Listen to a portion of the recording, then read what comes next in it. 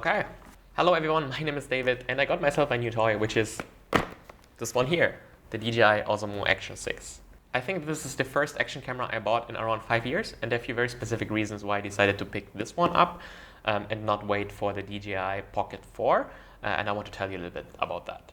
And because I'm very meta and I want to really test this camera, this entire video is shot on the Action 6, unless I indicate somewhere in the video that it's from a different camera. Right now, the audio that you're hearing here is recorded through this lavalier microphone here, and it's going into this audio recorder here. But I can also quickly show you the internal audio, which is this one. Now, what you're hearing is basically what this camera is capturing. How does it sound? Test, 1, 2, 3, 1, 2, 3. I think it's not gonna be too bad because the camera is very much in front of me, so I'm talking right into the microphone. But compared to the lavalier microphone, I think it's just going to be much better to use the audio from this one here. So I bought this camera mainly for vlogging. I wanted to make my vlogging setup a little bit smaller because what I'm currently using is this chunky boy here. This is the Sony a7s3 paired with a Sony microphone and a full frame lens. And if you add a metal tripod that can support the weight of this camera, it's quite a hefty setup. So it's not like the easiest and nicest to carry around. The image quality of the thing is of course very good, but it's quite big. And if you walk around like this through the streets, you become very self-conscious. People look at you, people point at you. It's no longer like a thing where you just record something that is happening. You're making like a much more conscious effort of recording something. And that's not always what you want. So I thought, okay, well, if this is on one of the extreme sides of how we can vlog, how about we go all the way to the other extreme and use an action camera and see if that can maybe fill in a gap that I currently have. So there are a few points that I wrote down that I specifically liked about this camera and also the reason why I picked it up in the first place. The first one is D-Log and 10-bit color. D-Log is a very flat color profile, which means that I can later in post change the look of the image. I can put a different grade on it. I'm personally not a big fan of the webcam-y look of action cameras, so when I saw that this one can shoot D-Log and in 10-bit, there was a reason for me where I thought, okay, well, I can pair it probably quite nicely with my Sony camera, because on my Sony camera, I'm also shooting everything in S-Log. Log profiles basically mean that the image is recorded very flat. So right now, the image you're seeing is a graded image. So if I take off the grade, it looks something like this. What I then do in DaVinci Resolve is I take that flat image and I apply a grade on it so it looks in a way that I like. Log is very nice because I get the flexibility to change the look more closer to what I want. And if I have some videos from another camera, for example my Sony, it's also much easier to match them. It's not going to look the same, of course, but it's much easier to make them look similar than if it was not in log. I'm not a color grading guy. So if you're interested in how to grade log footage, I'm pretty sure there's a lot of tutorials on YouTube. I only know the bare minimum of what I need to operate my cameras, but there's a lot more to learn about color science and how to deal with different cameras and how to match them. The second point why I wanted to have this camera in particular is because it allows you to record in the square format. Why this is a big deal is because it gives you a lot more flexibility how you want to deliver your video later. If you look at a traditional camera, the sensor you see here is in landscape format. So if you record a video, the sensor is getting read out, if there's a small crop applied to it, and that's the final video. So if you record with this camera, it will be in landscape. If you want to record in portrait, we would have to turn the camera like this, and now we have a portrait video. But if the sensor is in square format and we get a full square readout, what this allows us to do is that we can crop the video how we want later. For example, right now I'm cropping this video to be in landscape format because I'm delivering to YouTube. But what I can also do is I can take the same image and just apply a portrait crop to it. So I don't need to re-record my videos. I can use the same footage to either deliver in landscape or in portrait. And I think that's a pretty big deal. One reason I never bought an action camera is because I didn't know what to do with the footage. Of course, if I record something for YouTube, yes, I'm gonna record something in landscape format, and then I'm gonna cut it, I'm gonna edit it, I'm gonna put it on YouTube. But that's not always what I want. If I, for example, have travel videos where I'm like just with friends and I'm doing something, maybe just having vacation, I don't want to have a landscape video because maybe I want to just put it on Instagram. And if I record in a landscape format, I can't really do that. I would have to crop that already landscape video into like a portrait, and that's not gonna look very good. To be honest, it's such a big deal to me that if Sony were to release a new camera with a square sensor, I would just immediately sell this one and buy that new one instead. Okay, so these were my first notes and thoughts on this camera. But let's go outside and actually give it a proper try.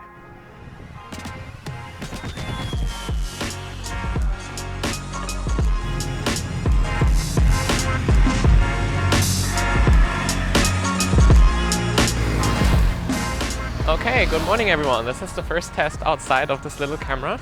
I'm just hand holding it currently. No tripod, no anything, I'm just holding it in my hand. The microphone you hear is this one here, the lavalier microphone. I'm gonna switch to the internal microphone now. How does this sound? It's probably very noisy, right? What do you think? Is the internal microphone good enough to record a vlog? Or do we switch back to the lavalier microphone? We're of course still in beautiful Cambodia in Siem Reap. I'm just going to the gym right now and then maybe hit up a park to do a few comparison shots with this camera and my Sony. That's the plan right now. I also brought this thing here. This is the selfie stick for the camera. I'm gonna snap it on in a bit, but I also wanted to see like how does it look like if I'm just hand holding this camera. Does it look okay? At least on the little screen here, it looks acceptable. But of course, have to check that later when I'm on my computer again. So let's snap the selfie stick on and see how that looks like. I have to say I'm a big fan of the magnets. It's very satisfying to snap the camera onto the selfie stick. I'm a really big fan of this. It's very easy to take it off. I just took it off and now I'm just hand holding it again, and then I can just very quickly just snap the magnets in place. Snaps, and now I'm back in selfie stick mode. How are you?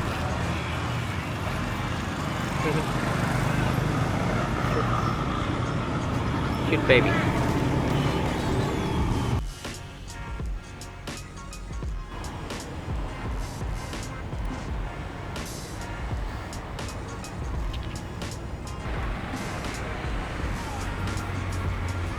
One thing I can already tell is gonna get annoying, and it's something I will forget for sure, is always clicking record on my recorder every time I record a video.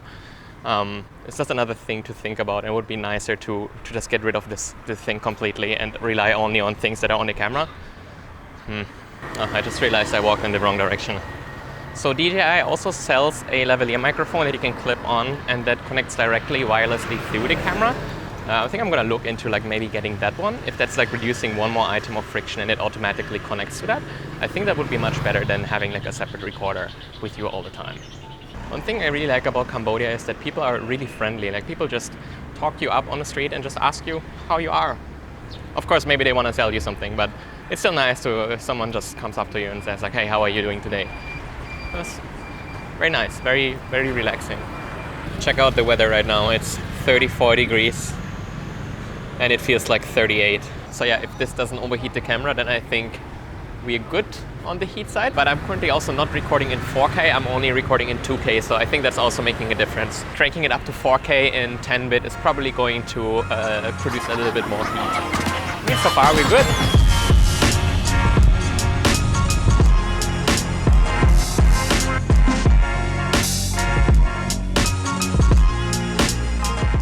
Oh hey, how are you doing? Welcome to beautiful Preah Ang Chom Shrine. I'm borrowing this backspace here a little bit to talk a bit about the camera and the experience that I had so far with it.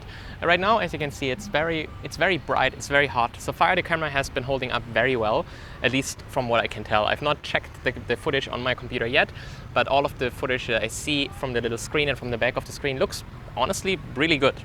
The things that I'm worried about is still overheating, but so far, even in this like 36, 33 degrees weather, it's been holding up extremely well. Much better than I thought it would. Then another thing that really impressed me was the battery. So far I've been recording all morning. It's currently almost 3 p.m. and the little indicator tells me I'm at 69%. Nice. And I still have 2 spare batteries on top of that. So I think this is honestly really good and also much better than I expected. At this point, I'm pretty sure that my lavalier microphone will run out of battery before this camera, which is really funny. I will now do a very scientific test and compare this camera to one that has a much bigger sensor, which is of course the a7s. Okay, I think this is the best I can do so far. Now we're seeing the DJI Action 6 and now we're seeing the Sony a7s3.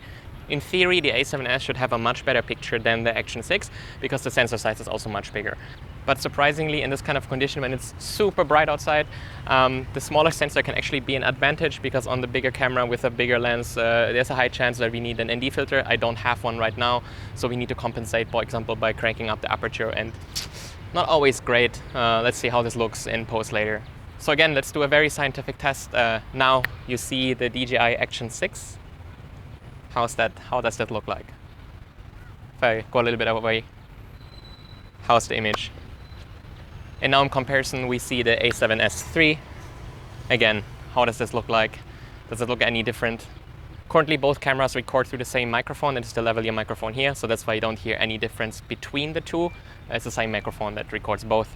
I can also switch to a shotgun microphone off the a7s, which sounds like this. Now you're hearing me talk directly through the shotgun microphone, so if I go a little bit more far away, I should become more quieter because it's no longer the lavalier microphone that's recording me. So again, DJI Action 6, a7s3, Action 6, a7s3. Which image do you prefer? Let me know in the comments below.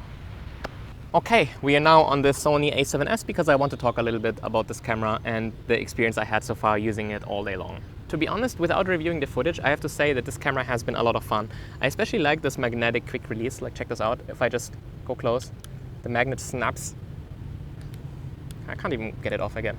Right, the magnet just snaps. I press it a little bit, and now it's locked in place. I think this is really good and very satisfying. So if I want to walk around with this camera, I can do like this and this. If I want to take it off, I just hold the two buttons here, and now it's like unmounted. And if I want to mount it again, I wait for it to snap, I press, and now it's mounted again. Some of the things that surprised me were the standby mode. For example, now the camera is turned on. You can see the screen is turned on, but if I hold this button here, it turns off. You have like a little Osmo logo here.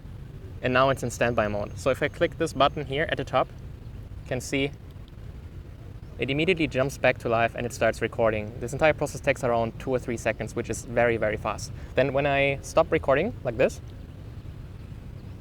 it saves the video, 3, 2, 1, and the camera is back off. So this is great when you want to save battery and really maximize how long you can use the camera. While in standby mode, if I click this button here, the power button, you can see the camera snaps immediately back to life and is ready to be used. I think that's pretty good. Another thing that I really like is this charging case here. So I have my batteries in here. If I click the button like on AirPods, it blinks and it tells me which batteries are currently charged. I can charge all of them at the same time by plugging a USB-C power cable in here. But what's even cooler is I can use this battery as a phone battery. So if I just plug my phone in here, it's using the batteries from this one to charge my phone if I ever come into a situation where my phone ran out of battery, but I still have batteries from my camera. Don't think this is a good idea because we want to keep the batteries healthy to use with our camera and not our phone. But if you're ever in a situation where you ran out of battery and you really need to charge your phone, with this one, you can. But I have to say that in one day of testing, this camera has been a lot of fun to use. I bought it as a smaller vlogging setup and I think I got exactly that. It is very nice to just hold the camera and vlog a little bit, to put it on the monopod and have a little bit more field of view. So far, it's been really great. But I've also not reviewed the footage yet, so everything that I just said could also become moot when David at home reviewed the footage and tells you otherwise. There are a few more modes that I have not tested yet. For example, there are different stabilization modes. For example, Rock Steady Plus, Horizon Balancing, and Horizon Steady. Each of these modes is cropping a little bit more into the image, so you have a little bit more narrow field of view, but in return you have better stabilization. For this video, the entire day I had it set through Rock Steady, which the camera tells me it gives me an equivalent focal length of 50mm, and for my use case that is perfect. The a7s currently has a 16mm lens, and the Action 6 has currently a 15mm equivalent, so I think the focal length should be very comparable. So what do you think? Which image do you prefer? The Osmo Action 6? Or the a7s3? Well, I really hope that it's the a7s3 because it's a much bigger and much more expensive camera. But I mean, you never know with these kind of cameras, right? Especially in bright daylight, it's an open battle. Speaking of daylight, I'm also very surprised that this camera was able to hold up against the heat here in Cambodia. In Siem Reap right now it's 33 degrees. The weather app tells me it feels like 38, and I'm pretty sure most other cameras would have probably overheated. Then again, I've also not recorded in 4K to really push the camera to its limits. I recorded almost everything today in 2K, and that's like exactly the sweet spot that I want for my videos. The last thing that we've not tested yet is, of course, low light performance, but to be honest, I don't really have high hopes for this one, so it's not a camera I would take out when it gets dark. I would probably fall back to my a7s and just use it as a daytime camera. This video is not supposed to be a detailed overview of everything the camera can do, the different modes, the different stabilizations, and all of that. I think there are way better YouTube channels that do that already. This is just a little real-world overview of, well, is this camera usable for vlogging? In my opinion so far, again, without reviewing the footage, I would say yes, it is. but I'll hand this over to David at home to take the footage out, put it on my computer, and actually take a look in how this looks like. Alrighty, I put all of the videos that I recorded yesterday on my computer, and I'm editing the video that you're seeing right now. And I have to say, it's pretty good. I bought this camera, so I have a smaller vlogging setup, and I think it does that pretty well under certain conditions. I'm really not a fan of the internal microphone. I think it sounds pretty terrible, and I hate that I have to use a lavalier microphone every time I'm using this camera to record anything. I really have to look into solutions for that. Maybe the DJI lavalier microphone is helping with that. Maybe I need to find like a small shotgun microphone I can mount to that, but I'm really not a fan of the audio. So yes, the camera is smaller than my Sony, but at the same time I have another piece of gear, which is the lavalier that I have to carry around. It's not great. It's like you get some, you lose some. But in general, I think this camera was a really good purchase. It's a very nice piece of gear that I can just throw in my bag. I can have it in my pocket, and I'm pretty sure I'm going to use this camera a lot for vlogging, for travel videos, for all kinds of things. I think this is a really good purchase. Would I have bought it if I had an Action 5 already? I'm not sure. I think just having a square sensor is maybe not enough for an upgrade, but as someone who did not have any action camera before that, I think for me this was a no-brainer, and it's a very good camera to start. One more thing that I forgot to mention is this camera also has a webcam mode, so I can plug it into my computer. I can use the camera as a webcam, and I'm pretty sure for conference calls and things like this is something that I would actually use a lot. So should you go out and buy an Action 6? To be honest, I don't know. Depends on you. Is there something in this video that you like that maybe makes you want to buy one? Then maybe the answer is a yes. Besides that, thanks for watching until this point. I hope this video was helpful to some of you. Let me know what you think in the comments below, and hopefully see you in the next video. Bye.